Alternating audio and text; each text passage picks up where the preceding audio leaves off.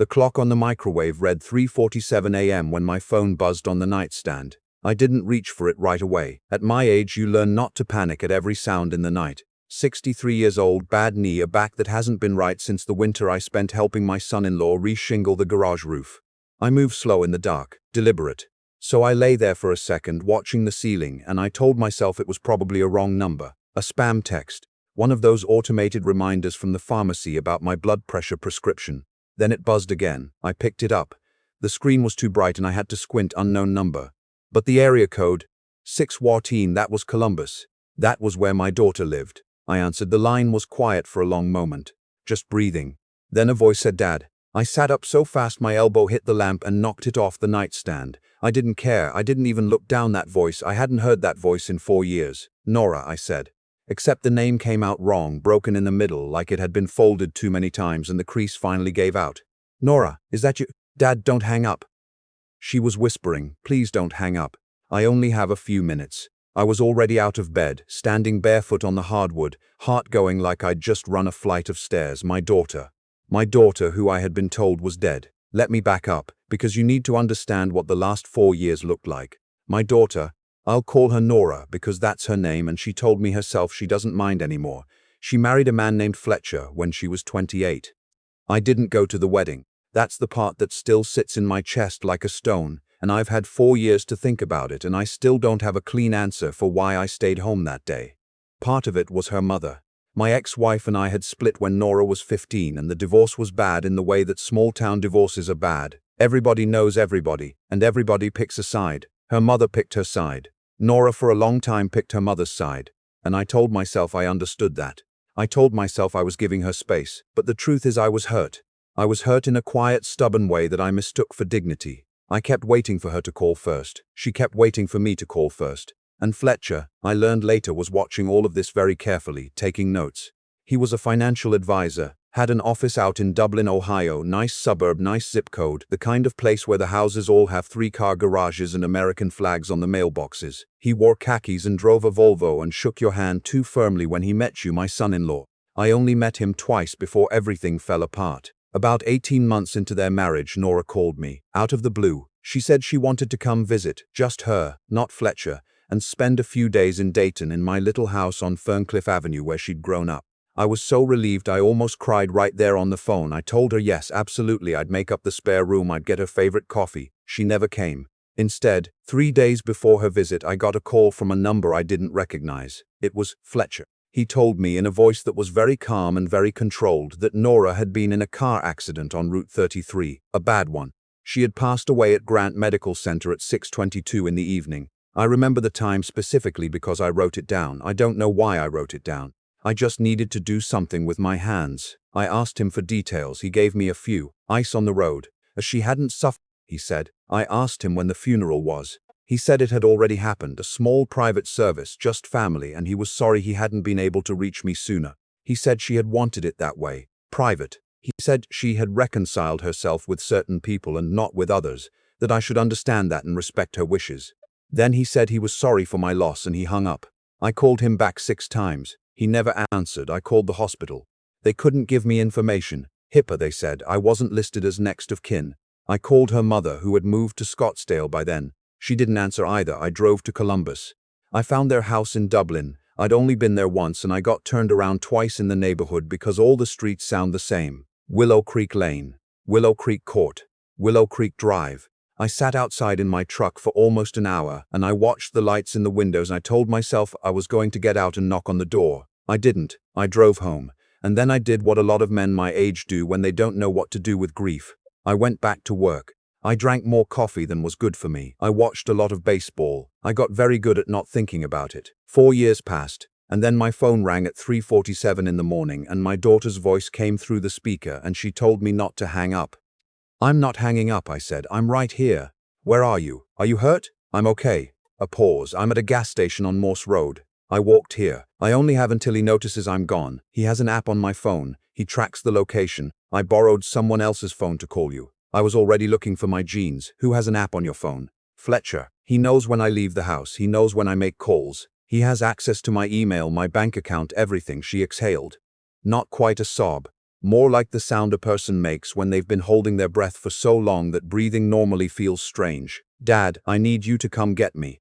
I know that's a lot to ask. I know I don't have the right to ask, but I don't have anyone else. I had my jeans on by then. I was reaching for my keys. Text me the address of that gas station from whatever phone you're using, I said, and then stays inside. Stay where there are other people.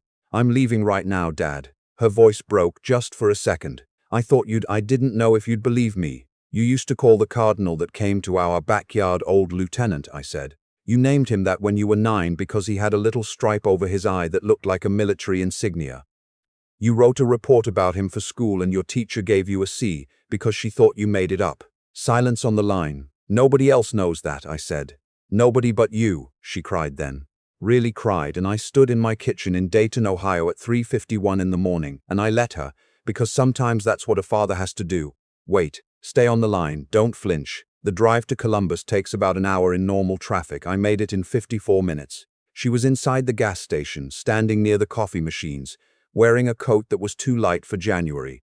She had a paper cup of hot chocolate that she was holding with both hands. When I walked through the door, she looked up, and for a moment neither of us moved. She looked older than I expected.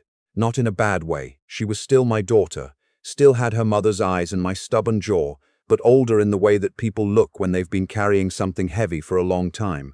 There were shadows under her eyes that I didn't remember. She was thinner.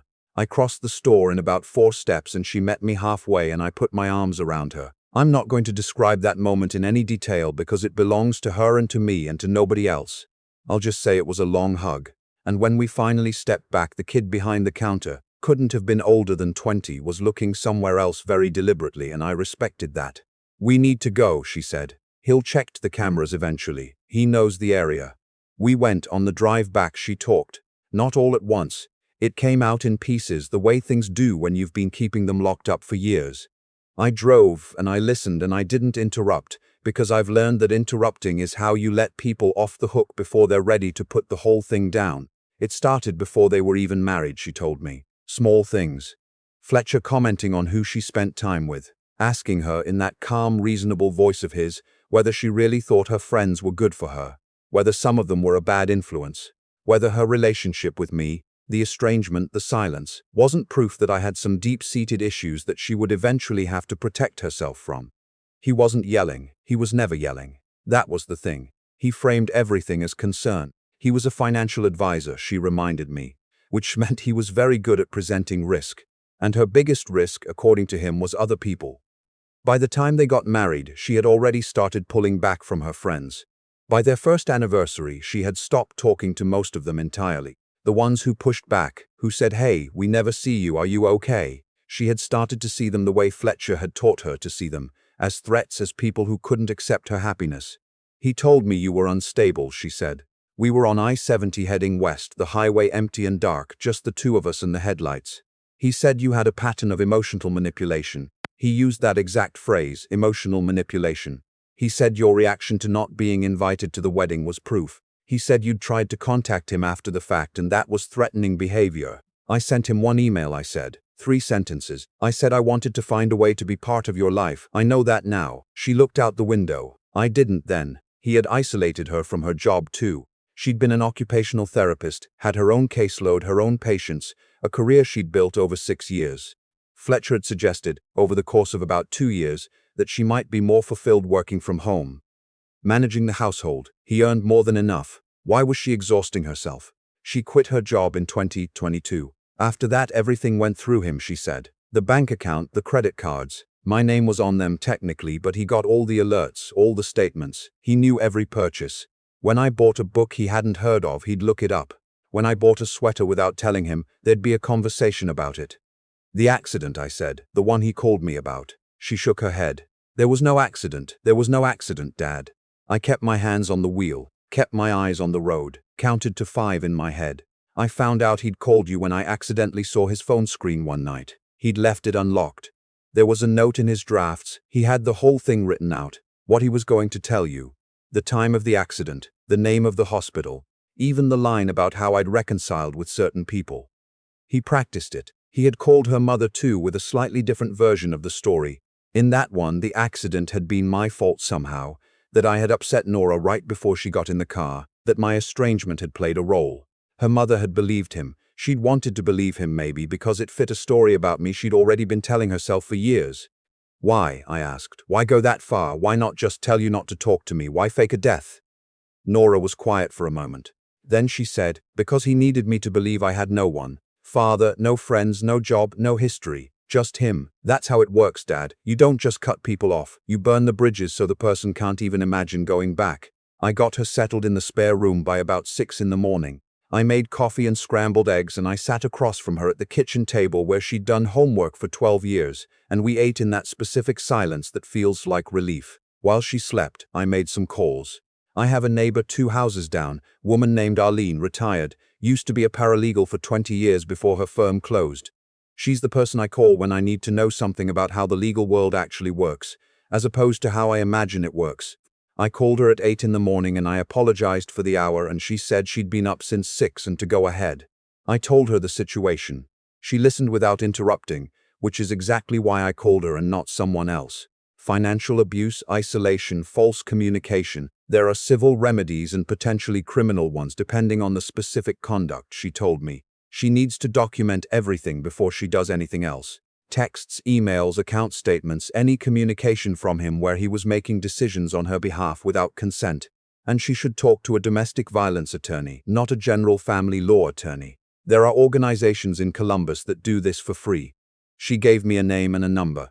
I wrote them both down. The next call was harder. I called my ex-wife. She didn't answer. I left a message. I said, Nora is alive. She's with me. I know this is a lot. Call me when you're ready. She called back 11 minutes later. That conversation was 40 minutes long, and I'm not going to go through all of it. We've had hard conversations before, her and I, and this one wasn't the hardest. It was maybe the most necessary. She'd believed Fletcher because he'd called her, and because he'd said the right things about me that she was already inclined to hear. And because when someone tells you your child is dead, your brain does something terrible. It goes into survival mode and it starts to accept. By the end of the call, she was on a flight from Scottsdale. What happened next unfolded over about 6 weeks, and I'll give you the version without the waiting rooms and the paperwork, because there was a lot of waiting and a lot of paperwork, and none of it made for interesting listening. Nora's attorney, a woman named Claudette who worked out of a non-profit downtown and wore a silver crucifix and did not appear to be afraid of anything, filed for divorce and a protective order on the same day. Fletcher was served at his office in Dublin, which I understand did not go unnoticed by his colleagues.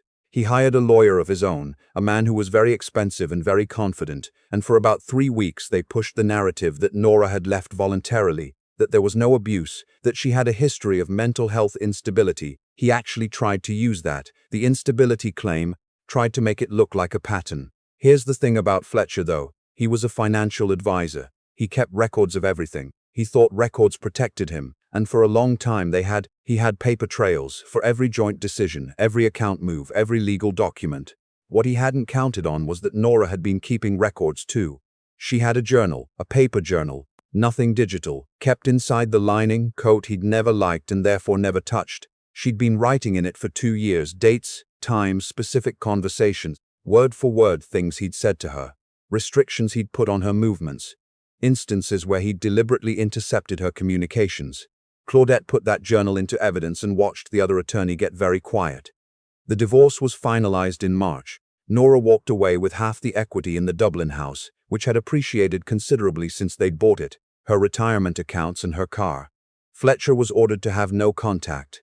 His professional situation, last I heard, was being reviewed by his firm, a financial advisor whose divorce proceedings include allegations of financial control and manipulation. That's not the kind of thing that stays private in that industry for long. I don't know what happened after that. I don't think Nora knows either. We both decided we'd spent enough time thinking about Fletcher. I want to tell you about the Saturday in April, because that's the part I come back to. It was a warm day, warmer than you'd expect for that time of year in Ohio. One of those April days that feels like the weather is apologizing for February. My daughter came over. Her mother flew in from Scottsdale, second time she'd been to Dayton in 15 years. And the 3 of us sat in my backyard on lawn chairs that I should probably replace but haven't gotten around to yet. We didn't talk about Fletcher. We'd all talked about Fletcher enough. We talked about a small thing. We talked about a bakery on 5th Street that had the best lemon bars. We talked about a documentary about the national parks that her mother had watched and wanted to recommend. We talked about whether or not I should get a dog.